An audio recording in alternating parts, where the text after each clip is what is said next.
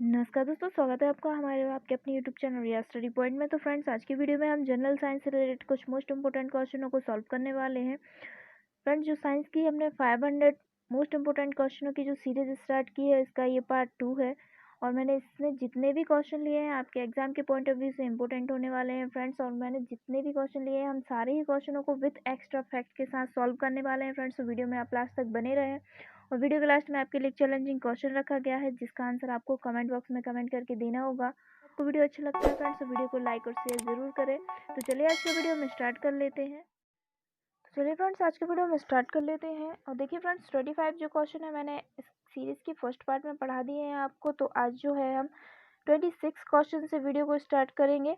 तो आज की वीडियो को हम फर्स्ट क्वेश्चन ले लेते हैं। गाय का दूध पीला सफ़ेद रंग किस प्रोटीन की उपस्थिति के कारण होता है? देखिए फ्रेंड्स, जितने भी क्वेश्चन मैंने इस वीडियो में लिए हैं, यदि आपको किसी का भी राइट आंसर पता है तो अपने कमेंट बॉक्स में ज़रूर लगाएं। और वीडियो के लास्ट में अपने स्कोर भी शेयर कर सकते हैं कि आपने कितने राइट आंसर दिए हैं। और इस क्वेश्चन का जो राइट आंसर है वो ऑप्शन सी हो जाएगा, कैरोटीन के साथ कैसीन। देखिए फ्रेंड्स, जो कैरोटीन है, तो कैरोटीन की उपस्थिति के कारण गाय का दूध का रंग जो है वह पीला होता है। और कैसीन की उपस्थिति के कारण गाय के दूध का रंग सफ़ेद होता है। तो ये दोनों ही आपको याद रखना है। और देखिए फ्रेंड्स, जो गाय है तो गाय के दूध में भैंस के दूध की अपेक्षा कम वसा पाया जाता है। तो ये भी आप याद रखें, आपसे पूछा जा सकता है। तो गाय के दूध में वसा की मात्रा कितनी होती है? 3.5 यानी 4% होती है। और भैंस के दूध में वसा की जो मात्रा है 7.2% होती है। तो आप इसको भी याद रखें। चलिए नेक्स्ट क्वेश्चन देख लेते हैं। नेक्स्ट क्वेश्चन है हमारा, एमआरआई मशीन में निम्न में से किसका प्रयोग किया जाता है? तो एमआरआई मशीन में मैग्नेटिक वेव यानी चुंबकीय तरंग का प्रयोग किया जाता है। यानी इस क्वेश्चन का जो ऑप्शन डी है वो यहाँ पे हमारा राइट आंसर हो जाएगा। बात करें यहाँ पे हम एमआरआई के फुल फॉर्म की, तो इसका फुल फॉर्म हो जाएगा मैग्नेटिक रिसोनेंस इमेजिंग, और इसे हिंदी में चुंबकीय अनुनाद चित्रण कहते हैं। तो फ्रेंड्स, इसे आप याद रखेंगे। बात करें हम इसके प्रयोग की कि जो एमआरआई मशीन है इसका प्रयोग कहाँ होता है, तो इस मशीन के माध्यम से मानव शरीर के आंतरिक अंगों का परीक्षण किया जाता है।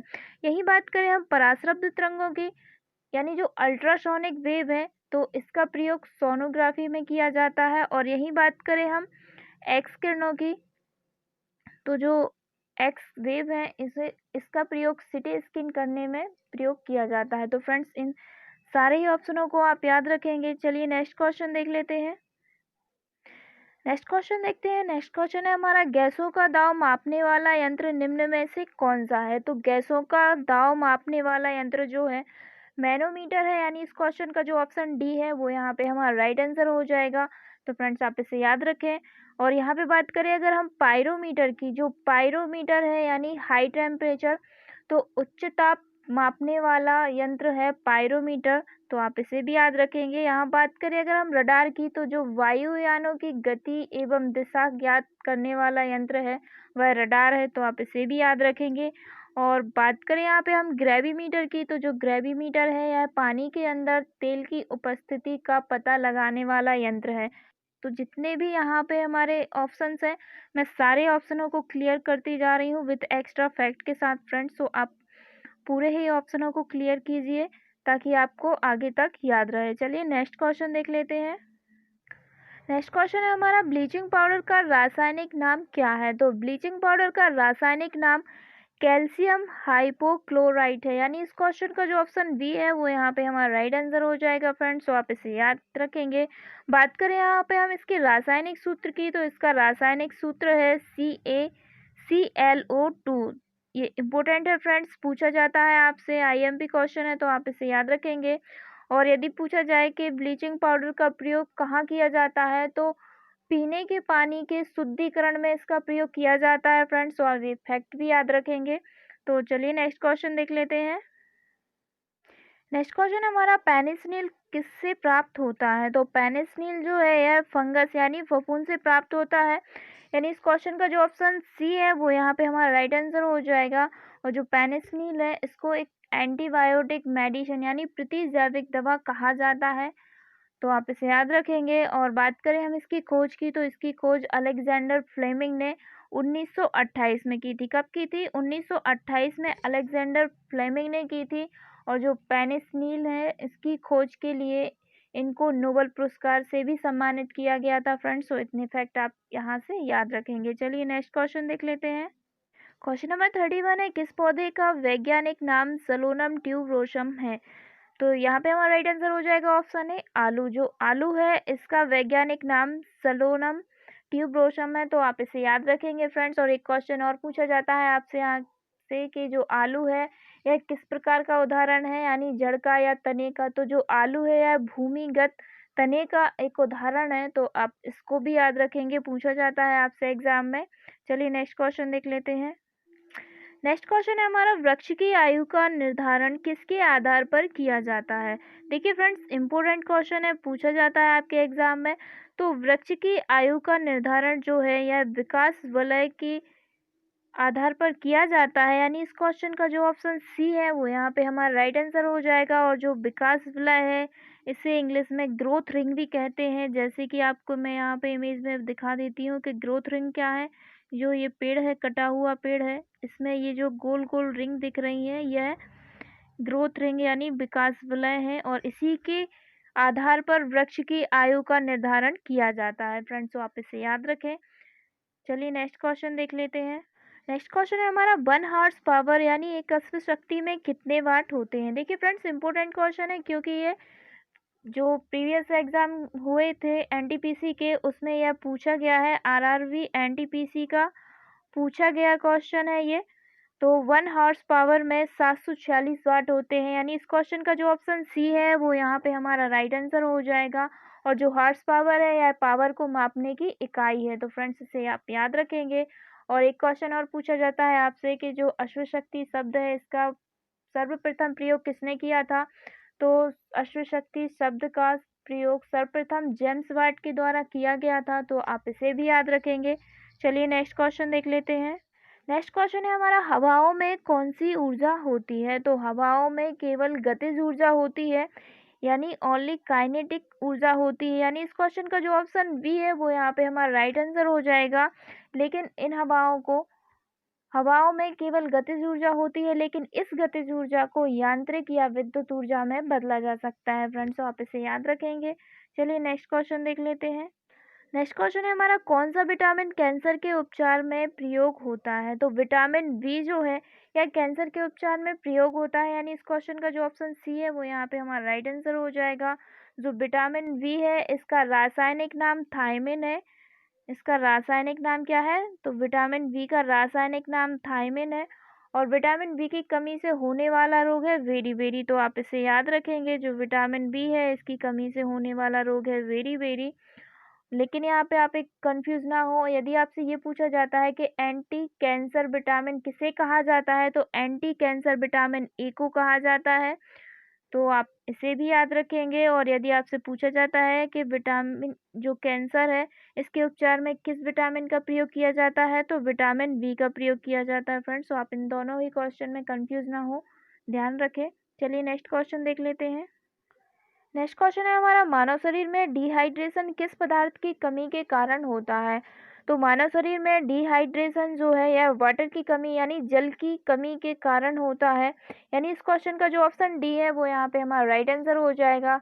देखिए फ्रेंड्स, डिहाइड्रेशन का हिंदी नाम निर्जलीकरण है। तो आप इसे भी याद रखेंगे। और इसके कारण सिर दर्द, चिड़चिड़ापन और उल्टी वगैरह होती हैं। तो आप इसकी बीमारियों को भी याद रखें। और सबसे ज़्यादा गर्मियों के दिनों में इसकी समस्या ज़्यादा देखने को मिलती है। तो जो डिहाइड्रेशन है यह जल की कमी के कारण होता है फ्रेंड्स। तो इसको आप याद रखें। चलिए नेक्स्ट क्वेश्चन देख लेते हैं। नेक्स्ट क्वेश्चन है हमारा, सौरमंडल का सबसे तीव्र चमकीला ग्रह कौन सा है? तो सौरमंडल का सबसे चमकीला या गर्म जो ग्रह है यह शुक्र ग्रह है। तो आप इसे याद रखेंगे। यानी इस क्वेश्चन का जो ऑप्शन ए है वो यहाँ पे हमारा राइट आंसर हो जाएगा। यदि यहाँ पे बात आए चमकीले की या गर्म, सबसे गर्म ग्रह, तो वह शुक्र है। आप यहाँ पे कंफ्यूज ना हो। और यदि आपसे पूछा जाता है कि सबसे अधिक तापांतर वाला ग्रह कौन सा है, तो सर्वाधिक तापांतर वाला जो ग्रह है वह बुध ग्रह है। तो आप इसे याद रखेंगे क्योंकि बुध ग्रह जो है यह सूर्य के सबसे पास का ग्रह है। इसीलिए सर्वाधिक तापांतर वाला ग्रह है फ्रेंड्स, आप इसे भी याद रखेंगे। लेकिन यदि आपसे सबसे गर्म ग्रह पूछा जाता है तो वह शुक्र ग्रह है, तो आप कंफ्यूज ना हो, इन दोनों को ही ठीक से याद रखें। चलिए नेक्स्ट क्वेश्चन देख लेते हैं। नेक्स्ट क्वेश्चन है हमारा, सिंदूर का रासायनिक नाम क्या है? तो सिंदूर का रासायनिक नाम है मर्क्यूरिक सल्फाइड, यानी इस क्वेश्चन का जो ऑप्शन ए है वो यहाँ पे हमारा राइट आंसर हो जाएगा। और यहाँ से आपसे पूछा जा सकता है इसका रासायनिक सूत्र, तो जो सिंदूर है इसका रासायनिक सूत्र क्या है? तो HGS जो है इसका रासायनिक सूत्र है, तो आप इसको भी याद रखेंगे। चलिए नेक्स्ट क्वेश्चन देख लेते हैं। नेक्स्ट क्वेश्चन है हमारा, एक लकड़ी के टुकड़े को पानी के नीचे पकड़कर रखने पर उस पर कितना उत्प्लावन बल लगेगा? तो यहाँ पे हमारा राइट आंसर हो जाएगा ऑप्शन है लकड़ी के भार के बराबर, तो आप इसे याद रखेंगे। और यहाँ पे आप देख रहे होंगे उत्प्लावन बल, तो यहाँ पे हम समझ लेते हैं कि उत्प्लावन बल क्या होता है। किसी तरल में आंशिक या पूर्ण रूप से डूबी हुई किसी वस्तु पर ऊपर की ओर लगने वाला बल उत्प्लावन बल कहलाता है, तो आप इसे याद रखेंगे। चलिए नेक्स्ट क्वेश्चन देख लेते हैं। नेक्स्ट क्वेश्चन है यहाँ पे, रक्त समूह यानी ब्लड ग्रुप की खोज किसने की थी? तो ब्लड ग्रुप की खोज जो है यह कार्ल लैंडस्टीनर ने की थी, यानी इस क्वेश्चन का जो ऑप्शन ए है वो यहाँ पे हमारा राइट आंसर हो जाएगा। और जो रक्त समूह है यानी ब्लड ग्रुप है, इसकी खोज कब की गई थी? तो इसकी खोज की गई थी 1901 में, तो आप इसे याद रखेंगे। और यदि आपसे पूछा जाता है कि RH फैक्टर की खोज कब की गई थी, तो RH फैक्टर की खोज की गई थी 1940 में, तो ये दोनों ही डेटों को आप याद रखेंगे। चलिए नेक्स्ट क्वेश्चन देख लेते हैं। नेक्स्ट क्वेश्चन है हमारा, ब्लड प्रूफ जैकेट बनाने के लिए कौन सा बहुलक प्रयुक्त होता है? तो ब्लड प्रूफ जैकेट बनाने के लिए पॉलीकार्बोनेट का प्रयोग होता है, यानी इस क्वेश्चन का जो ऑप्शन डी है वो यहाँ पे हमारा राइट आंसर हो जाएगा। तो फ्रेंड्स आप इसे याद रखेंगे। और जो पॉलीकार्बोनेट्स है इसका प्रयोग ब्लड प्रूफ जैकेट के साथ साथ ब्लड प्रूफ कांच बनाने में भी किया जाता है, तो आप इसे भी याद रखें। चलिए नेक्स्ट क्वेश्चन देख लेते हैं। नेक्स्ट क्वेश्चन है हमारा, रक्त में आरबीसी और डब्ल्यूबीसी का जो अनुपात है वह कितना होता है? तो रक्त में आरबीसी और डब्ल्यूबीसी का जो अनुपात है 600:1 होता है, यानी इस क्वेश्चन का जो ऑप्शन ए है वो यहाँ पे हमारा राइट आंसर होगा फ्रेंड्स। और क्वेश्चन जो है इम्पोर्टेंट है, तो आप इसे याद रखेंगे। चलिए नेक्स्ट क्वेश्चन देख लेते हैं। नेक्स्ट क्वेश्चन है हमारा, निम्न में से किसकी उपस्थिति के कारण गिरगिट रंग बदलता है?